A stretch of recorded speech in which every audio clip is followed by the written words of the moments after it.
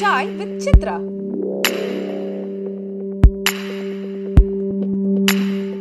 அண்ணா போட்டுக்கிறதுக்கு pant shirt எடுக்கணும், என்ன வீட்டு வாடகை ரூம் வாடகை கொடுக்கணும், கொஞ்சம் கொஞ்சம் தயவு செஞ்சு நீங்கள் தான் எங்கள் டேரக்டருக்கு தெரியாமல் ஹெல்ப் பண்ணணும்.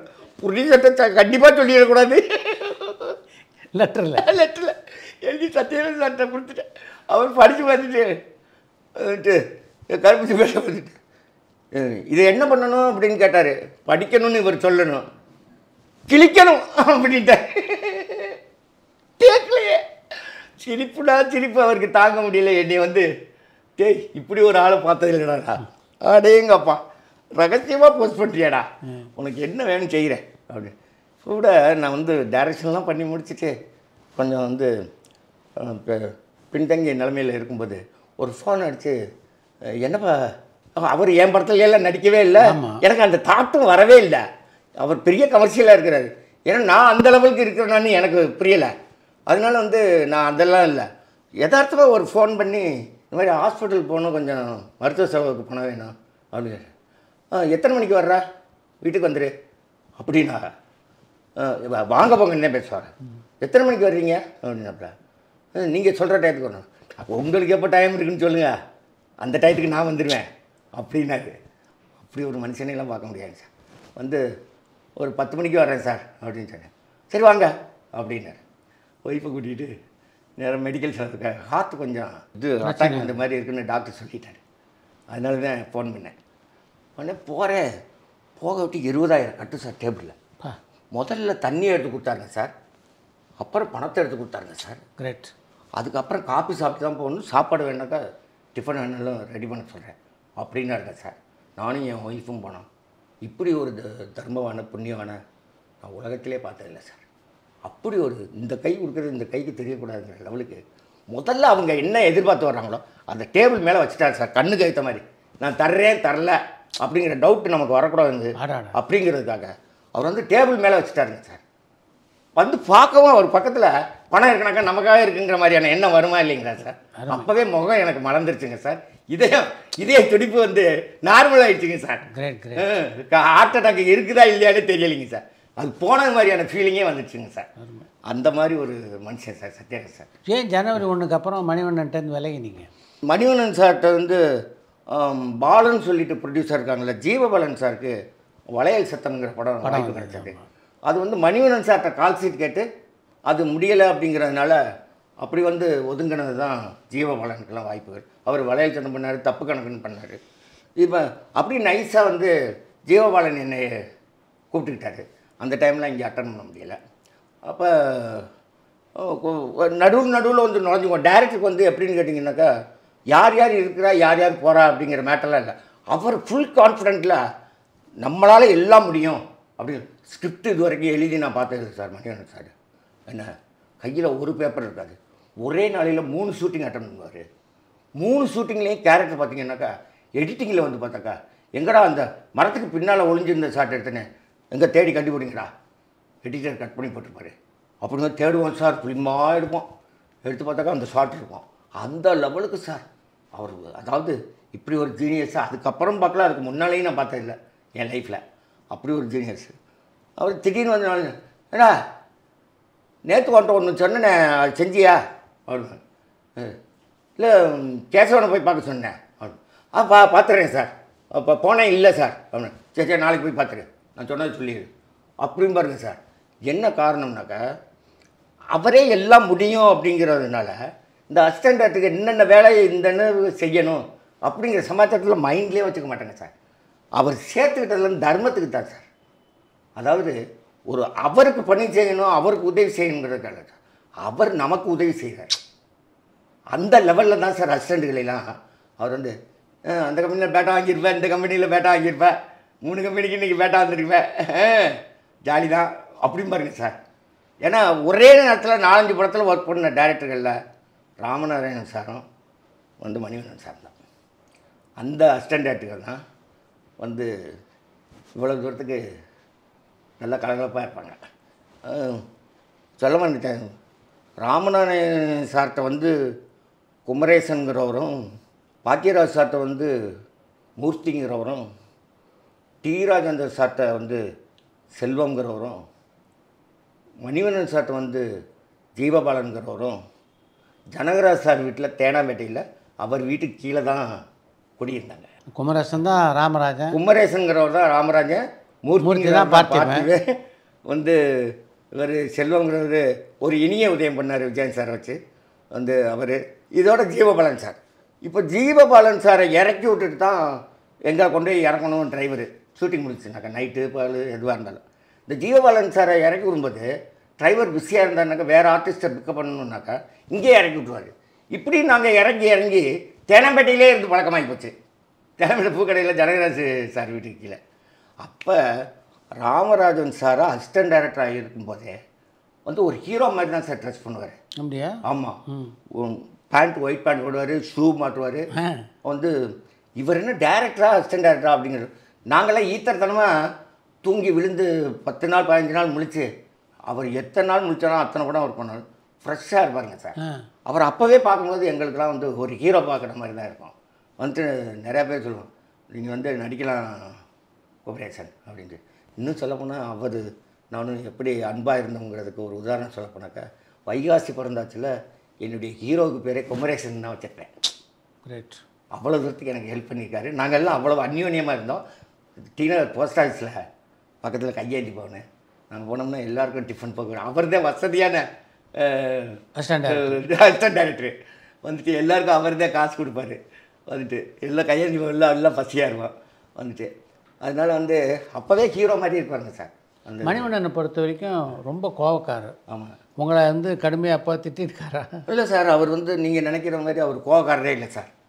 நான் வந்து இதை ஒத்துக்க மாட்டேன். எப்படின்னு கேட்டிங்கனாக்கா, உங்கள் பாயிண்ட் ஆஃப் வியூவில் நீங்கள் கோவக்காரர்னு ஒத்துக்கிட்டீங்கல்ல, இதுதான் அவர் போடுற வேஷம், அவரோட நடிப்பு திறமை. அதாவது ப்ரொடியூசருங்க வந்தாங்கனாக்கா வந்து எங்களை கோச்சிக்கிற மாதிரி கோச்சிக்கிறாங்கனாக்கா, உங்கள் ப்ரொடக்ஷன் லெவலில் அங்கே ஏதோ ஒன்று குறை நீங்கள் வச்சுருக்கீங்கன்னு அர்த்தம்.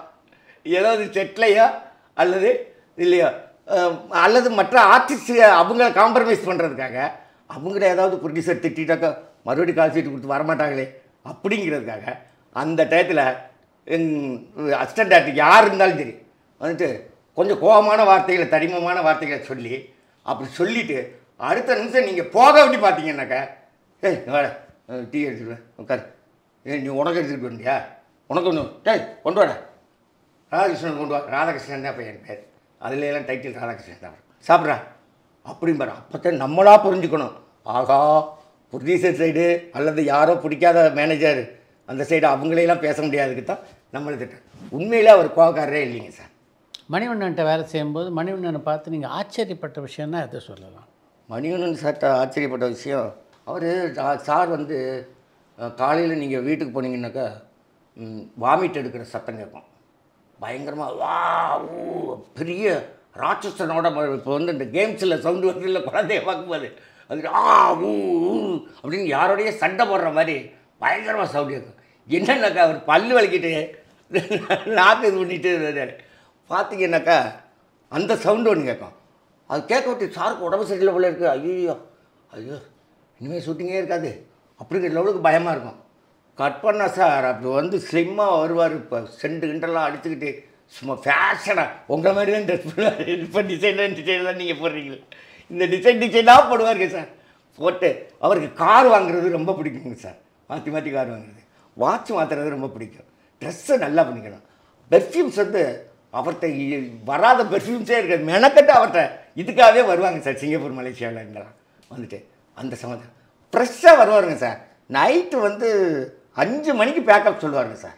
காலையில் மறுநாள் காலையில் 9 மணிக்கு ஷூட்டிங்க்கு 8:30 மணிக்கு நீங்கள் அவர் வீட்டில் போய் நின்னீங்கன்னாக்கா 8 மணிக்கே அவர் வந்து பக்காவாக ரெடி ஆகி காரில் வந்து அப்படி புதுசாக இப்போ தான் இன்றைக்கிட்டே வந்து முதல் ஷூட்டிங்க்கு போகிற மாதிரி அப்படி துள்ளி குச்சி வந்து ஏறுவாருங்க சார். அதை பார்க்கும்போது பிரமிப்பாரு. 3 மணி நேரம் தான் தூக்கம். 3 மணி நேரம் தான் தூக்கம். ஆமாம். நீங்கள் ஜீவபாலனோட எத்தனை படம் ஒர்க் பண்ணீங்க? ஜீவபாலன் சாரோட 2 படம். 2 படம் டிஸ்கஷன் தான். வளையல் சத்தம் தப்பு கணக்கு சார். அதுக்கப்புறம் என்ன பண்ணீங்க? அதுக்கப்புறம் நான் ட்ரை பண்ண ஆரம்பித்தேன். அந்த டயத்தில் தான் ஜீவபாலன் சாருக்கு வாய்ப்பு வந்த டயத்தில் எனக்கு சில வாய்ப்புகள்லாம் வந்தது. அவருக்கு முறையான ப்ரொடியூசர்கள் கிடச்சாங்க. வந்துட்டு முரளி, அந்த பக்கம் வந்து சரண்ராஜ், சந்திரசேகர் சார், வாகை சந்திரசேகர் சார் தப்பு கணக்கு படுத்துகிறார்.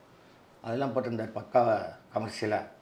சரி, எனக்கு வந்த ப்ரொடியூசர்கள் அப்போதைக்கு வந்த ப்ரொடியூசர்கள் வந்து முதல்ல வந்து பெரிய ப்ரொடியூசர் மாதிரி தெரிஞ்சது. அதுக்கப்புறம் வந்து அது போலின்னு தெரிஞ்சது. அது தெரிஞ்சுக்கிறவர்களாக வந்துட்டு சின்ன ஆட்கள் நீ ஃபேஸு அது இதுன்னே அப்போலேருந்தே சின்ன நீ ஃபேஸை வச்சு தான் முயற்சி பண்ணேன். பெரிய ஆளுகிட்ட போக முடியல, அவ்வளோதான். அதில் வெளியில் வந்து ஒரு சுகம் இருக்குது. உள்ளே போயிட்டோம்னாக்கா லாக்கு தானே, அதை சுற்றியே தானே இருக்கணும். வெளியில் வரவிட்டு ஒரு சுகம் இருக்குது. அந்த சுகம்தான் பெரிய துன்பங்கிறது முதல்ல தெரியாது.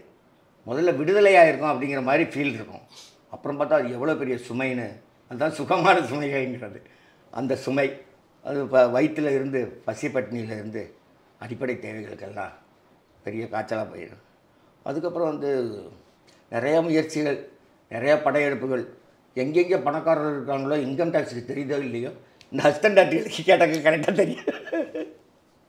அவ்வளவு லிஸ்ட்டு போட்டு வச்சுருப்பானுங்க. இன்னொரு கவுண்டரு அவர் வந்து இப்போ விவசாயம் கரும்பு அறுவடை பண்ணி முடிச்சிட்டாரு, பருத்தி முடிச்சிட்டாரு, கையில் இருக்கும். அப்புறம் எக்மோரில் மஞ்சள் பையோடு வர்றவங்க யாரோ அதில் வெயிட்டாக கொஞ்சம் கலர் பையாக கொண்டு வந்துட்டானுங்க. கப்புன்னு வெயிட்டு, ஐயா ஸ்டுடியோ பார்க்கணுமா அப்படின்னு கேட்டோம்னா போதும், ஆமான்னு சொல்லிட்டானாக்கா முடிஞ்சது. எங்கேயோ ஒரு ரூம் போட்டு 10-15 அசிஸ்டன்ட் ஆர்ட்டுக்கு அது உள்ளே நுழைஞ்சிருவாங்க. அந்த மாதிரி இருக்காங்க. அது மாதிரி ரோஹிணி லாட்ஜுக்கு பக்கத்தில் ரோஹிணி இன்டர்நேஷ்னல்னு ஒரு லாட்ஜ் இருக்குது. அங்கெல்லாம் பார்த்திங்கன்னா அப்போ வந்து எங்கள் பீரியடில் உங்களுக்கு தெரியும், அசிஸ்டன்ட் ஆர்ட்டாக இருக்கும்போது தெலுங்கு, மலையாளம், கன்னடம், இன்னும் சொல்ல போனாக்க ஹிந்தி ப்ரொடியூசர் முதற்கொண்டு இங்கே வந்து இருப்பாங்க. எல்லோரும் ரூம் போட்டிருக்காங்க. அப்போ அவங்கெல்லாம் பேதம் பார்க்க மாட்டாங்க. வந்துட்டு இப்போ எடிட்டிங் ரூமில் போகிறதுலாம் ரொம்ப கஷ்டம் அப்படிங்கிற ஒரு இது நம்மளாக ஃபிக்ஸ் பண்ணிக்கிட்ட எடிட்டர்கிட்ட போகிறது ரொம்ப கஷ்டம்.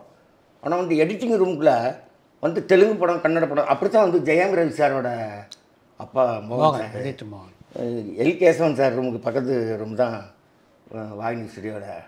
அவர் எனக்கு பழக்கமானதே வந்துட்டு ஏதாவது ஒரு படம் ஓடிக்கிட்டு இருக்கோம் மூவிலால் வந்துட்டு, சரி படமாக போட அவர் யார் என்னென்னலாம் கேட்கவே மாட்டார். நீங்கள் யார் தம்பி என்னென்னலாம் கேட்கவே மாட்டார். வந்துட்டு ஒரு நாள் நானாக வந்து இன்ட்ரடியூஸ் பண்ணிக்கிட்டேன் சார்கிட்ட. மணிவண்ணன் சார் வந்து கந்தசாமி சார்ட்டையும் எல் கேசவன் சார்ட்டையும் ஒர்க் பண்ணிக்கிட்டேன். அப்படியா தம்பி உட்காருங்க தம்பி அப்படின்னு சொல்லி. இப்படி படங்கள்லாம் நிறையா இங்கே பார்க்கலாம். ஒர்க் பண்ணிக்கிட்டு இருக்கும்போது யாராவது வந்தாங்கன்னாக்கா என்ன எதுலாம் கேட்க மாட்டாங்க. நிறையா படங்கள் இப்போ நீங்கள் சேனல் மாற்றி டிவி பார்க்குற மாதிரி அங்கே நிறையா படங்கள் எடிட்டிங்கில் ஓடிக்கிட்டு இருக்கோம். எந்த காலகட்டத்தில் தூரதர்ஷனில் நீங்கள் வேலைக்கு சேர்ந்தீங்க? மணிவண்ணன் சாரை விட்டு விலகி வந்துட்டு இப்படியெல்லாம் கொஞ்சம் அலைஞ்சதுக்கப்புறம் வலம்புரி ஜான், வார்த்தை சித்தர் வலம்புரி சார் அவர் படம் எடுக்கிறதா சொல்லி செய்தி வந்து என்னை கொண்டு போய் ஆர்சி சம்பத்துன்னு ஒரு பத்திரிகையாளர் என்னை கொண்டு போய் அவர்கிட்ட சேர்த்து விட்டாப்புல. அவர் தாய் பத்திரிகையில் நான் அப்போது ஒரு கவிதை எழுதியிருந்தேன். வந்துட்டு பரலோகத்தில் இருக்கின்ற பிதா நீங்கள் செய்யும் பாவங்களை மன்னித்தாலும் மன்னிக்காவிட்டாலும் அந்த கொசுக்கள் மன்னிப்பதில்லை அப்படின்னு அவர் அப்போ புதுக்கவிதையெல்லாம் போட்டுக்கிட்டு இருந்தார். அந்த டயத்தில் நான் அசிஸ்டன்ட் டைரக்டர் இருந்த காலத்தில் அது ஒன்று எழுதி விட்டுருந்தேன். இது அவருக்கு மைண்டில் இருந்திருக்கு. இந்த ஆர்சி சம்பத் சார் என்னை கொண்டு போய் வலம்புரி ஜான் சார்ட்டை விடும்போது உங்கள் பேரனை தம்பி அப்படிங்கும்போது ராதாகிருஷ்ணன் பரலோகத்தில் இருக்கின்ற பிதா அப்படின்னாங்க சார். ஷாக் ஆகிட்டேன். ஆமாம் கொசுக்கள் அது எப்படி அப்படின்னு கேட்டாங்க சார். எனக்கு ஆச்சரியமாகி போச்சு. அப்புறம் நான் சொன்னேன், சார் வந்து இப்போ ராஜாவாக இருந்தாலும் மந்திரியாக இருந்தாலும் இப்போ மேடையிலே அமைச்சர்கள்லாம் உட்காந்துருந்தா கூட கொசு கடிச்சுனாக்கா வந்து அவங்களே அடிச்சுக்குவாங்க. இங்கே உட்காந்து மாற்றி மாற்றி கொசு அடிச்சுக்குவாங்க. அடிச்சுக்கும்போது அப்போ அந்த பிதா மன்னித்தாலும் மன்னிக்காவிட்டாலும் கொசுக்கள் மன்னிக்கலை இல்லை சார். அவங்க பாவம் பண்ணியிருக்காங்கன்னு அர்த்தம். தண்டனை அவங்களே கொடுக்க வைக்கிறதில்ல. அதனால சார் அதை எழுதினேன். உட்காருங்க நீங்கள் தான் நம்ம படத்து டைரக்டர் அப்படின்னு. சார் என்ன சார் நீங்கள் டைரக்டர்னா? அட நான் டைரக்டர்னு பேரை போட்டுக்கிறப்பா, பண்ணி கொடுப்பான் அப்படின்னு சாதாரணமாக சொல்லி அவ்வளோ பெரிய மனுஷன் அவரோட மீட்டிங்க்கு இலக்கிய செல்வருக்கு ஈக்குவலாக வார்த்தை சித்தரோட ஸ்பீச்சுக்கு நான்லாம் அலைஞ்சிருக்கேன் கேட்குறதுக்கு. நடுங்கிக்கிட்டு நான் போகிறேன். அவர் கேஷுவலாக இந்த ஜோக்கை சொல்லி இந்த சமாச்சாரத்தை சொல்லி உட்கார வச்சு மறுநாளே பொறுப்பாக படிச்சிட்டாரு. பொறுப்பாக படித்து அப்புறம் மைசூரில் போய் ஷூட்டிங் நடந்துச்சு. லட்சுமி அம்மா தான் ஹீரோயின். அப்போ இவர் சரண்ராஜ் சார். வலம்புரி ஜான் பேரில் வந்த படமா அது? வலம்புரி ஜான் சார் தான் டைரக்டர். இல்லை அவர் சும்மா இங்கே பேச்சுக்கு சொன்னது, அவர் தான் டைரக்ஷன் பண்ணார், நாங்கள் அசோசியேட் டைரக்ஷன் வந்துட்டு. அதில் தான் அவர் தான் எனக்கு ராதா பாரதின்னு பேர் வச்சது. அவர் பெரிய பாரதியார் பிரிய வந்துட்டு ஒரு சினிமாவுக்குன்னு ஒரு பேர் உங்களுக்கு வைக்கலான் இருக்கேன் அப்படின்னாரு. நம்ம படத்தில் தான் நீங்கள் வந்து அசோசியேட் டைரக்டருங்கிற ப்ரொமோஷன் ஆனீங்கிறதுக்கு ஒரு அடையாளமாக உங்களுக்கு ஒரு பேர் சூட்டலான் இருக்கேன் அப்படின்னாரு. சரிங்க சார் அப்படின்னு ஒரு 4-5 பேர் எழுதி, நிறையா பேர் எழுதி போட்டார். எழுதி சீட்டு குளிக்க அவர் அபிராமி பக்தர். காலையில் 5 மணிக்கெல்லாம் அபிராமி பாடல் படிப்பார்.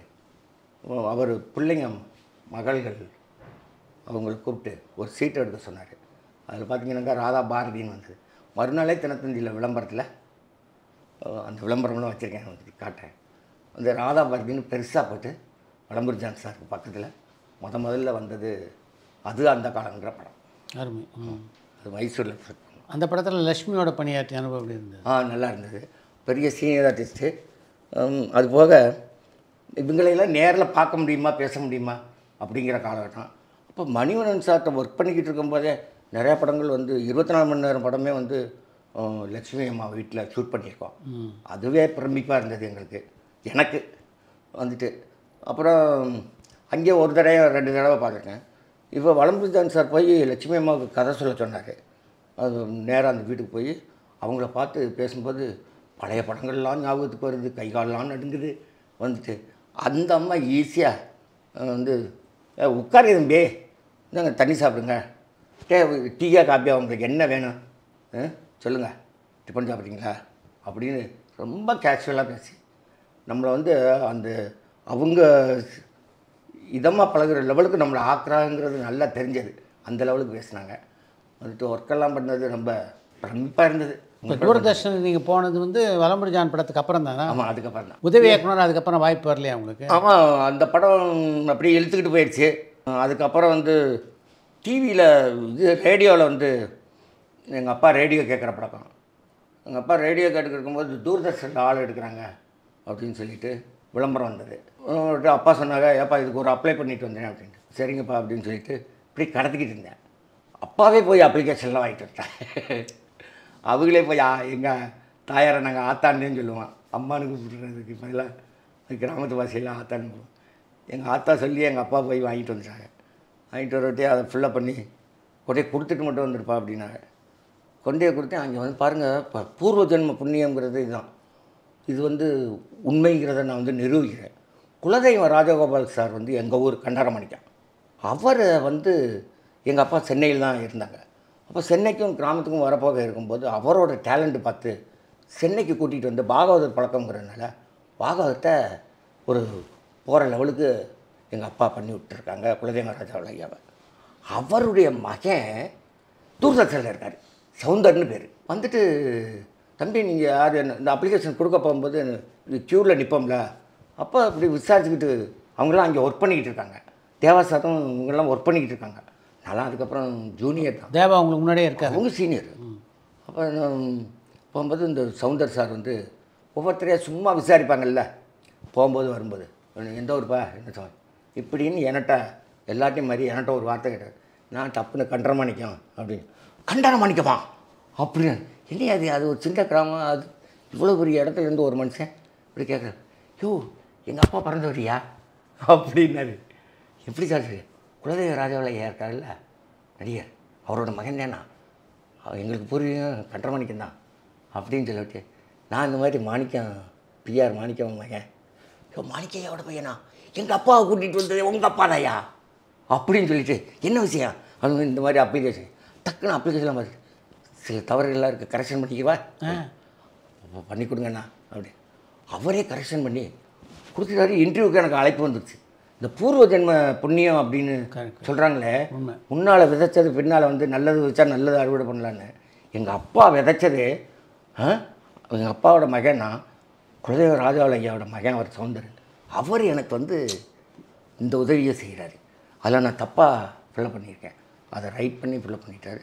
பார்த்திங்கன்னா என்னை இன்டர்வியூ பண்ணும்போது அகிலா சிவராமன் டைரக்டர், பி பானுமதி அம்மா அவங்க உட்காந்துருக்காங்க. அவங்க கேட்ட கொஸ்டின் என்னென்னாக்கா, எதுக்காக சினிமாவை விட்டு டிவி ஸ்டேஷனுக்கு வேலைக்கு சேர வர்றீங்க? இப்போ நீங்கள் சொன்ன மாதிரி தான் இந்த கேள்வி அந்த அம்மா கேட்டாங்க.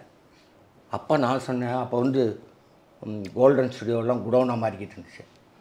கோல்டன் ஸ்டுடியோ குடோனாக மாறிக்கிட்டு இருக்கு. அவங்களுக்கு பரணி ஸ்டுடியோன்னு இருக்குது. பரணி ஸ்டுடியோ என்னவாக போகுதுன்னு தெரியல. அந்த மாதிரி அந்த மாதிரி சொல்லிட்டேன், சும்மா வாயில் வந்துருச்சு. அது போக வந்து சினிமா தேட்டருக்கு இப்படி வந்து ஸ்டுடியோக்கள் மூடப்படுதுனாக்கா சின்னத்திரை வந்துங்கிற ஒரு பாதிப்பு அச்சம் கூட இருக்கலாம். அது தவிர இந்த சின்னத்திரையில் பார்க்குறது, வீட்டுக்குள்ளே உட்காந்து பார்க்குறது, குழந்தைக்கு பால் கொடுத்துக்கிட்டு பார்க்கலாம், பெரியவங்களுக்கு மருந்து மாத்திரை கொடுத்துக்கிட்டு பார்க்கலாம், சாப்பாடு செஞ்சுக்கிட்டு பார்க்கலாம், எல்லா வேலையும் பார்த்துக்கிட்டு பார்க்கலாம். சினிமாவுக்குனாக்கா சினிமாவுக்காகவே போய் சினிமாவை மட்டும்தான் பார்த்துட்டு வர முடியும். அதனால இதுதான் ரொம்ப வளர்ச்சி அடையும் மேடம் அப்படின்னு சொன்னேன். ரொம்ப பிடிச்சி போச்சு அவங்களுக்கு. நான் அவங்க பிடிக்காதெல்லாம் தெரியாது, இன்டர்வியூ அட்டென்ட் பண்ணிட்டு வந்துட்டேன். வந்தாக்கா நான் செலக்டட்னு வந்துச்சு. நிச்சயமாக இந்த விஷயத்துக்காக தான் இருக்கும் அப்படின்னு. அங்கே போய் தான் தேவா சார்லாம். எந்த காலகட்டத்தில் தேவாவுக்கு உங்களுக்கு நெருக்கம் பிறந்தது? இப்போ டியூட்டி வந்து மார்னிங் டியூட்டி, ஈவினிங் டியூட்டின்னு 2 டியூட்டி இருக்குது. காலையில் 9 மணிக்கு ஒரு டியூட்டி, அப்புறம் மத்தியானம் 2 மணிக்கு போனோம்னா நைட்டு 10 மணி நியூஸ் வரைக்கும் இருந்துட்டு வரணும். இப்படி இந்த டியூட்டி மாறும்போது எப்போ பிரபாகரன்ட்ட கதை சொல்லக்கூடிய வாய்ப்பு உங்களுக்கு கிடைச்சி? அதில் ஒரு சின்ன ஃப்ளாஷ்பேக் இருக்குது. இந்த தூர்தர்ஷனில் சேர்ந்ததுக்கு அப்புறமும் என்னை இந்த சினிமா விடலைங்கிறதுக்கு அதுதான் சார் மெயின். நான் சினிமா விரட்டிக்கிட்டு போன டயத்தில் எனக்கு சினிமா கிடைக்கல. முதல் படமாக இருந்த நிலையில் பிரசாந்த் எப்படி நடிப்பில் ஒத்துழைச்சார் அந்த படத்தில்? பிரசாந்த் ஆல்ரெடி அவன் இது ஒரு புது மேட்ரு மாதிரியே தெரியாத லெவலுக்கு அவனை வளர்த்து வச்சுருக்காங்க. ஓ ஆமாம், ஏன்னாக்கா டான்ஸு, ஃபைட்டு இது எல்லாமே மற்ற ஸ்டூடெண்ட்ஸ் அவனோட சேர்ந்து பண்ணுற. பரபரப்பான சினிமா செய்திகள், நட்சத்திரங்களின் பேட்டிகள், சினிமா வரலாறு ஆகியவற்றை பார்க்கவும் படிக்கவும் உங்களுக்கான இணையதளம் tourantalkies.co.